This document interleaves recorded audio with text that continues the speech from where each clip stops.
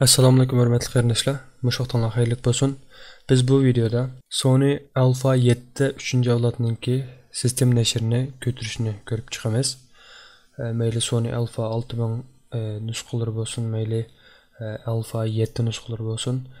Sony kameralarninki shirkat, ya'ni organ tarafdan belgilab bergan yangilangan sistemlarni mush darsdagi ko'rsatma bo'yicha yangilasanglar bo'ladi.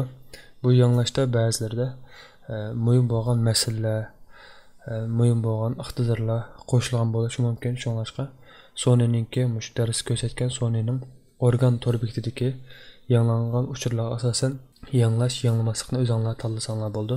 Bundan biz darsimizni boshlab ketaylik. Biz oldi bilan Sony Alpha 7 3-chi avlod deb mana shakldagi firmware update deganni bosgandan keyin chiqqan ulanmanki birincisini ichib, bu yerdan download this deganni besib qaraydan bo'lsanglar yangilangan nashri 4 tunalar Windows va Almaniki yangilangan vaqti. Agar sizlarning kameralarning boshqa nusxadagi kamera bo'lib qolsa, bu yerdanmi izlab topa olasizlar. Mana ko'rayotganlaringdek. Bundan boshqa meyadan tanlab buning nashrini shuning asosan yangilasanglar bo'ldi. Va yoki bevosita mega kameramizning tipini kirgizsak bo'ldi, yoki men boshqa bir kameraning tipini kirgizib boqay. 6300. Qaraydan bo'lsanglar mana. Bu yerda ham bularningki yangilanmaganini topa olamiz. Biz 5 ga qaytib ketaylik. Alpha 7 3-chi avlodda, ya'ni Alpha 7 model trading deb ma'no o'zi. Bundan keyin biz hozirning o'zidagi mashg'ulot sistemamiz Windows bo'lganligi uchun Windowsni bosamiz. Agar olma bo'lsa, olmani tushsanglar bo'ldi. Windowsni ichib, bu yerdan bevosita download bosamiz. Bizdan ilgari bu yerdagi diqqat qilgan nuqtalar qanday ekanligini bu yerda tafsiliy ko'rsatib beribdi. Mana. Mana shu o'rinlar bu shakl turish kerak. Buni biroz ko'rsatib o'taman. Bundan keyin tushirishni boshlay. Download. Ma shakl chiqqan vaqtda Sony hisobinglar bo'lmagan bo'lsa, menga create account for download degan ma'no berish orqali yangidan hisob ochsanglar bo'ldi. Va yoki hisobinglar bo'lsa, bevosita kirish orqali tushirsanlar bo'ldi.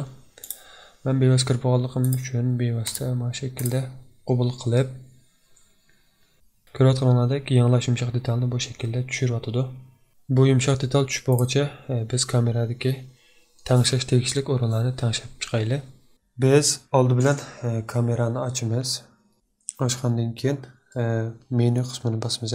Biz oldi bilan bu tanlashningki 7-siga ko'rayotganlaringdek A qismidagi 7-chi rayonga kelib, bu yerdan version degan tanlab qaradan bo'lsak, hozirning o'zidagi version 3.10, ammo eng yangilangan nusxasi 4.0. Shunlashqa biz buni OK'ni bosish orqali buni ko'rib olgandan keyin yana biz mushu o'ringa kelib, bu yerdan USB qismini mass storage holatda tanlaymiz. Bular cho'qim mana shaklda bo'lish kerak.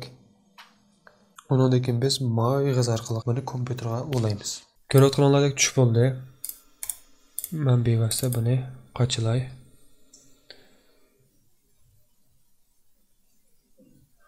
Hamda biz davomlashtirishdan ilgari kamerani ichib kompyuterga chetishimiz kerak. Kompyuterga kamerani satgandan keyin mana shaklda chiqadi. Biz bu yerga to'g'ri belgisini qo'yib o'tgandan keyin OK'ni bosamiz. Bosgandan keyin mana shaklda USB mode, ya'ni mass storage deb mana shaklda chiqadi. Undan keyin biz kompyuterdan next bosamiz. Menga qaragan bo'lsanglar, current version, ya'ni hozirgi nashri 3.10, yangilangandan keyingi nashri 4.0, mana shaklda ya'ni 4. Keyingi qadam hozirning o'zida yangilash operatidir. Ko'rayotganlaringdek kamera bir qayta qo'zg'aldi.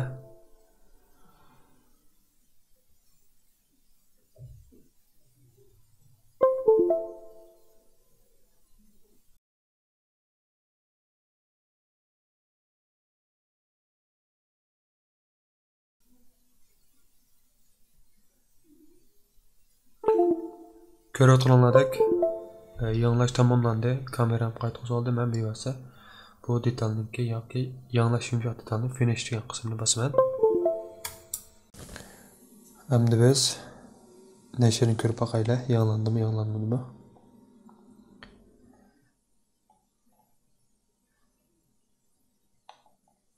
Ko'rayotganlaridek nashri 4.0 holatda o'zgardi.